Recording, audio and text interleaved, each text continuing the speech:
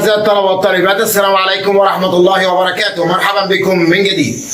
لو أول مرة تشوفنا وعجبك الفيديو يا ريت تعمل لايك، ولو مش مشترك في القناة اعمل سبسكرايب واشترك حالا وفعل الجرس علشان يوصلك كل ما هو جديد وحصري، ولو عملت شير يبقى فيك الخير. أعزائي الطلبة والطالبات، السلام عليكم ورحمة الله وبركاته. مرحبا بكم في درس جديد من دروس النهاردة.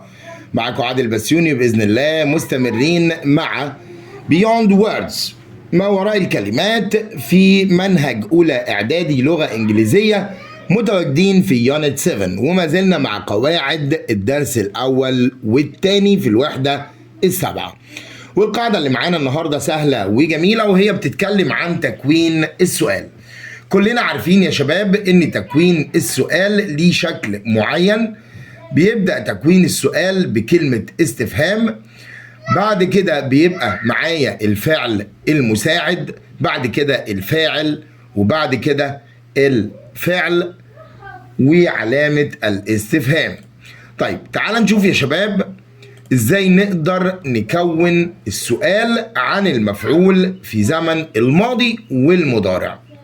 لما اجي اكون سؤال عن المفعول في زمن الماضي والمضارع، في البداية انا ببدأ بكلمة الاستفهام المناسبة. زي ايه يا شباب؟ زي what, when, where, why, how. دي كلمات الاستفهام اللي انا وانت نقدر نسأل عنها.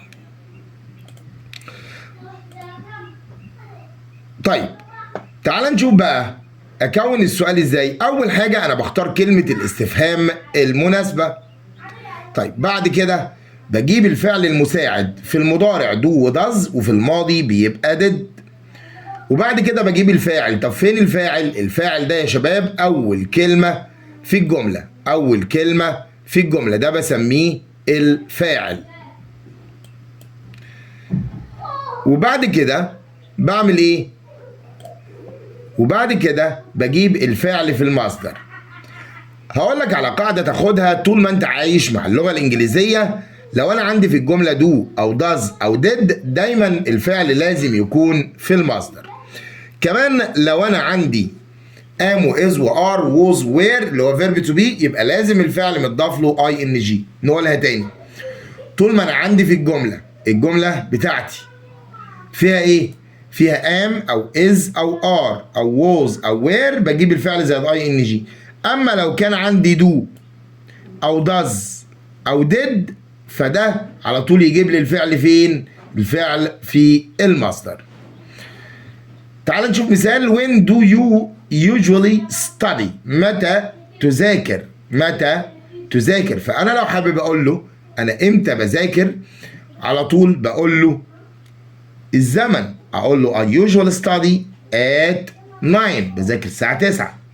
طب لو قلت لك how does he get to school؟ امتى بيوصل المدرسة؟ فقلت لك at 7:30، الساعة 7:30. تعال نشوف لما يكون الفاعل he وشي وات، بيبقى المساعد بتاعي does. ليه؟ لأن الفعل بيكون فيه اس. بس لما جيب does عملت ايه؟ جبت المصدر. ولما يكون الفاعل بتاعي I we you they، بيكون المساعد بتاعي do، وبرضه بيجيب الفعل فين؟ في المصدر. وفي الماضي خلاص انا عرفت ان الماضي المساعد بتاعه بيكون did. لكن لو شفنا مع وجود do وdoes او did، تعال نشوف الفعل كده، فعل في المصدر وفعل في المصدر. When did people do in the past؟ What did people do in the past؟ الناس كانت بتعمل ايه في الماضي؟ How did people study before there were electric lights؟ قبل اللمبات كان بيبقى فيه ايه؟ يبقى احنا خليك فاكر دايما ان مع وجود do او does او did بيكون الفعل في المصدر. خلي بالك واقول لك كمان حاجة، ولما يكون عندي don't او doesn't او didn't بيكون برضو الفعل فين؟ في المصدر. طيب تعال نشوف كده تمرين صغير معانا. choose the correct answer، اختر الإجابة الصحيحة. والسؤال الأول معانا بيقول what سمير take to school every day؟ طبعا هنا every day ده مضارع خلاص. طب سمير ده ايه؟ يا مستر ده سمير ده مفرد، فالفعل ايه؟ المساعد يكون معاه does. طيب where you usually study؟ قال له I study in my room، في اوضتي، يبقى ده برضو مضارع، يبقى where do you usually study؟ why you go to a quiet place؟ ليه انت بتروح لمكان هادي؟ اقول له why do you؟ where did you؟ احنا اتفقنا did او didn't هات المصدر، يبقى by. how long you study last night؟ هنا last night ماضي، يبقى المساعد يكون ماضي، فاقول له did. why Hannah come to the party yesterday؟ في الماضي، يبقى why didn't. المساعد في المضارع do does، وفي الماضي did. didn't you do your homework؟ قال له because. الإجابة because وأنا مغمض على طول، يبقى السؤال لازم يكون why، لماذا. did you go last weekend؟ قال له أنا رحت اسكندرية، يبقى أين؟ where. how did you sleep last night؟ قال له أنا نمت 7 ساعات، يبقى عايز طول المدة، يبقى how long.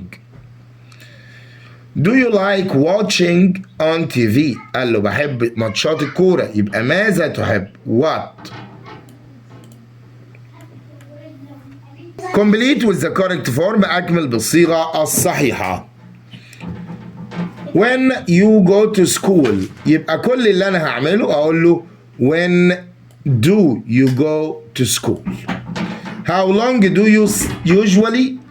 في do أهي، يبقى هنا الفعل لازم يكون فين؟ في المصدر، فأقول له study.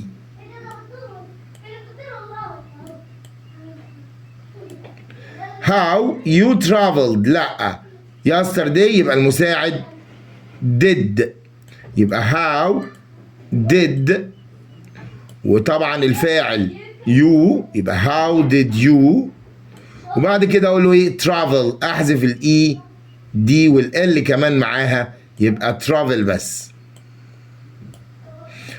who you meet last night؟ لا يا مستر، ده last night، يبقى المساعد يكون did، المساعد يكون ايه؟ did.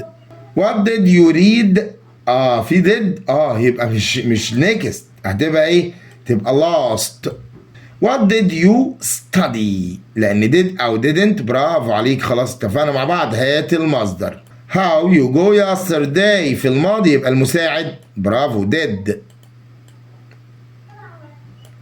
what did علي buy؟ لان did او didn't خلاص عرفنا وحفظنا مع بعض، هات المصدر، يبقى buy. what does your sister eat yesterday؟ لا yesterday يا مستر، يبقى did.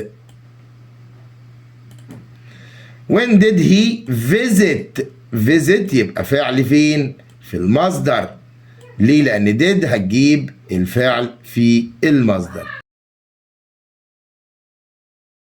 أشكر لكم طيب المتابعة، والسلام عليكم ورحمة الله وبركاته.